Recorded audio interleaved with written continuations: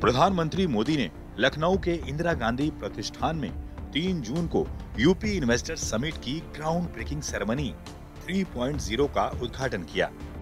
प्रधानमंत्री मोदी ने यहां 80,000 करोड़ रुपए की औद्योगिक परियोजनाओं का शिलान्यास किया।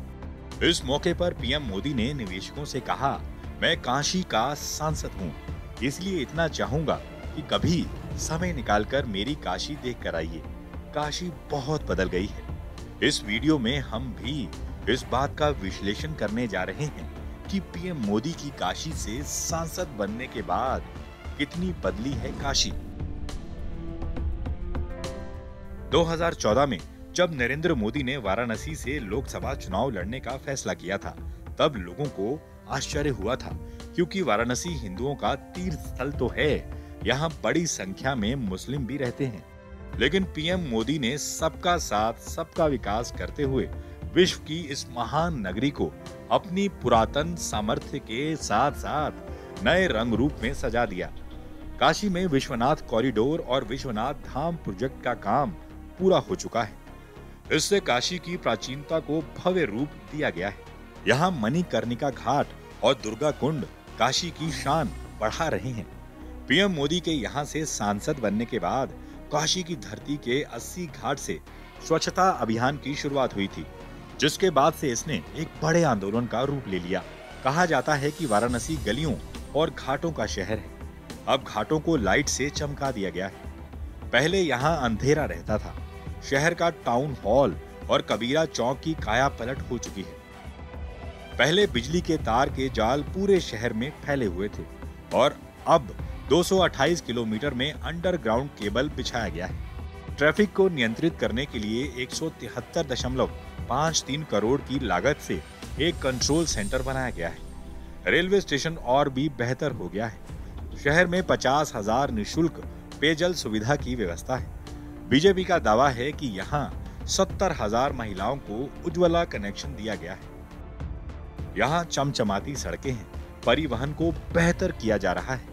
सालों से अटके रिंग रोड का काम पूरा किया जा रहा है। हजारों पर्यटकों और यहाँ के निवासियों की सुविधा के लिए वाराणसी और इससे जुड़ी सड़कों को बेहतर बनाया जा रहा है। पिछले कुछ सालों में यहाँ पर्यटकों की संख्या बढ़ी है। पहले बनारस एयरपोर्ट ज्यादा व्यस्त नहीं रहता था।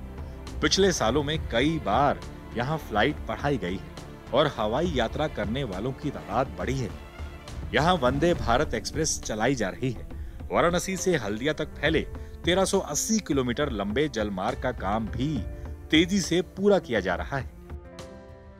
ऐतिहासिक नगरी का ताज तो इस क्षेत्र के माथे पर चमक ही रहा था।